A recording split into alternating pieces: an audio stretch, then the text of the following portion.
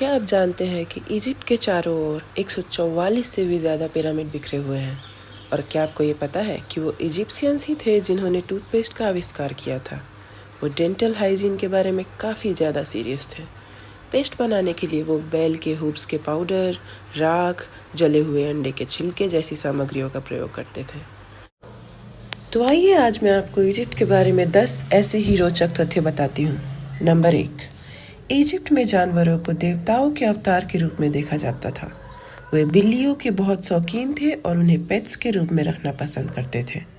वे अक्सर बिल्लियों को उनके मालिकों के साथ दफनाने के लिए संरक्षित और ममीफाई करते थे। बिल्लियों को मारने की सज़ा मौत होती थी। नंबर 2, इजिप्शियंस मेकअप करते थे। जी हाँ, पुराने ज़माने में पुरुष और महिला दोनों मेकअप करते थे। कोहल या काजल मुख्य पदार्थ था जिसे आज भी उनकी आर्ट्स में देखा जा सकता है। वो अपने होठों और नाखूनों को रंगने के लिए लाल रंग और हेना का भी इस्तेमाल करते थे। नंबर 3, ब्रेड और बियर का उपयोग करेंसी के रूप में किया जाता था। पिरामिड बनाने वाले सभी वर्कर्स को उनके काम के लिए ब्रेड और बियर दिया जाता था। इस करेंसी का उपयोग बिजनेस में और देवताओं को प्रसाद के रूप में भी किया जाता था। Number 4, Egypt 7 UNESCO world heritage sites का घर है।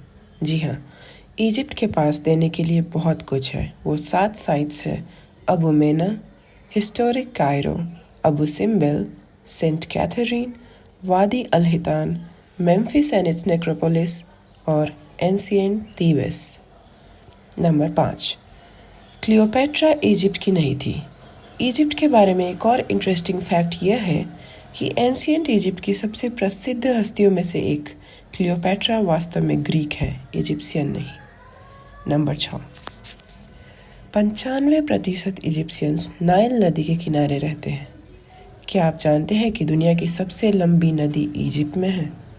नाइल नदी इजिप्ट से होकर गुजरती है और इजिप्ट की लगभग 95% आबादी नील नदी के किनारे रहती है। इजिप्ट का 90% भाग रेगिस्तान है, इसीलिए यह फैक्ट सरप्राइजिंग नहीं है। नंबर 7, 12 महीने के कैलेंडर का आविष्कार। आप शायद ये नहीं जानते होंगे, लेकिन आज हम जिस कैलेंडर का उपयोग करते हैं उसका आविष्कार प्राचीन इजिप्शियंस ने किया था। हालांकि प्रत्येक महीना केवल 30 दिनों का था, जिसका अर्थ कि उनका वर्ष कुल मिलाकर केवल 360 दिनों का था और अंत में 5 अतिरिक्त दिन थे। नंबर 8, ममीफिकेशन की प्रक्रिया इजिप्ट में शुरू नहीं हुई थी। जब आप ममीज़ के बारे में सोचते हैं तो टूटनखामेन की कास्केट की इमेज दिमाग में आती है, जैसा कि सैकड़ों फिल्मों में दिखाया गया है।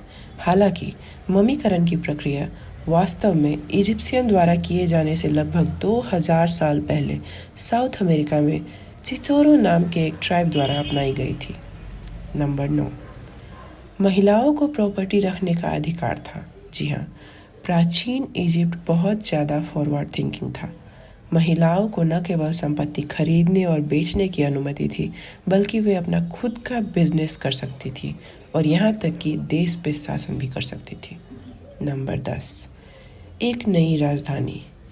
कायरो 1000 से अधिक वर्षों से इजिप्ट की राजधानी है, लेकिन सरकार कायरो में भीड़ कम करने की मदद के लिए पूर्व में लगभग 45 किलोमीटर दूर एक नई राजधानी का निर्माण कर रही है। ऐसा माना जाता है कि यह मुख्य सरकारी विभागों और मंत्रालयों के साथ साथ विदेशी दूतावासों के लिए बनाया जाएगा। आज के लिए बस इतना। मुझे आशा है कि आपको यह वीडियो पसंद आया होगा। यदि आया हो तो प्लीज़ चैनल को लाइक और सब्सक्राइब करें। जल्द ही मिलते हैं एक और इंटरेस्टिंग वीडियो के साथ।